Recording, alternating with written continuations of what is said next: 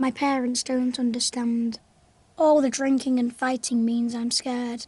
I'd like a cuddle, perhaps a bedtime story, but mostly I'd like them to stop shouting at me.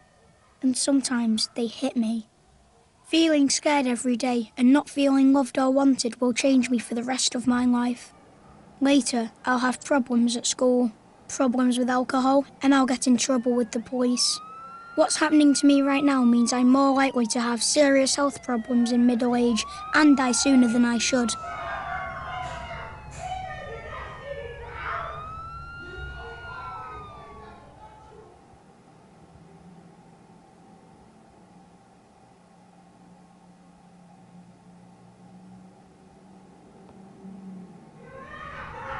Doctors say my life is full of adverse childhood experiences, or ACEs. But in my world, this means I see my dad hitting my mum. Dad's got a drinking problem, and Mum's always crying, even with the tablets. I'm always being shouted at and hit. After the booze and fags, there's not a lot of money for toys or clothes, or even food. I'm getting used to being scared all the time. Now I'm just angry. The doctors say things are changing inside me. My brain isn't learning how to control my feelings properly. My body can't relax like those kids who don't have ACEs, so my body won't be able to repair itself properly when I get older, making it more likely I'll get cancer or heart disease as an adult. It hurts when my parents hit me, but the real damage is hidden, and that damage will be with me for life.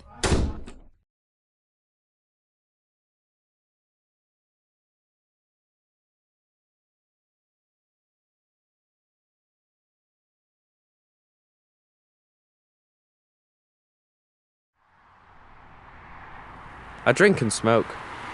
They say I'm out of control, but I'm not. It's just my way of coping with my ACEs. I've been in plenty of fights, but what's wrong with that? Kids' punches don't hurt half as much as when my dad hits me. I beat up a kid last week at school because he looked at me weird. Who cares? I ended up with more time out of school. Learning's not for me anyway, and the teachers don't care any more than my parents.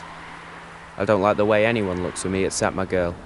She's 16 and pregnant, just like my mum was with me.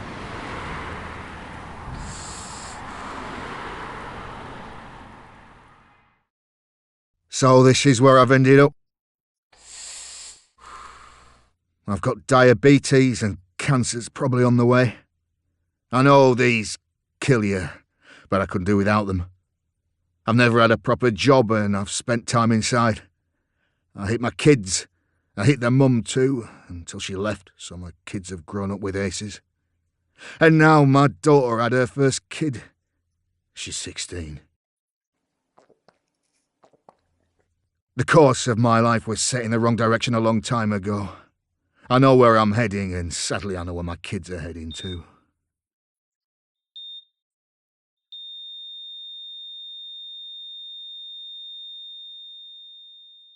This doesn't have to happen. A little help in childhood makes a big difference to where life takes you.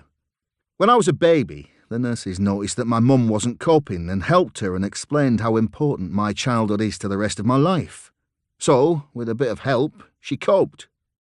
The police came round after next door complained about the noise from Mum and Dad fighting.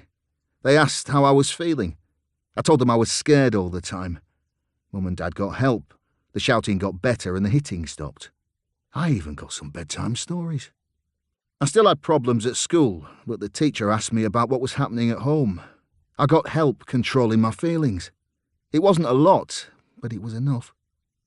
I'm now married with 2 children, and I've got a job, most of the time. I haven't repeated the same problems with my kids. We got help when being a parent got too much. Our children are ACE-free, and that means their kids stand a good chance of growing up ACE-free as well. Almost half the people in England and Wales experienced one ACE as a child, and 1 in 10 of us suffered 4 or more ACEs.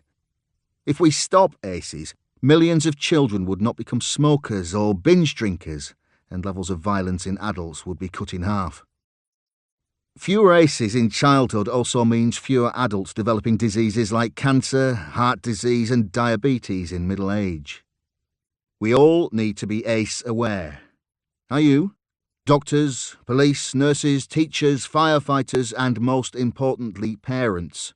The more you know about ACES, the more you can help stop children growing up with ACES in their lives. And for those of you who have already suffered ACES, the more you know, the more you can help yourself and others who have suffered ACES cope.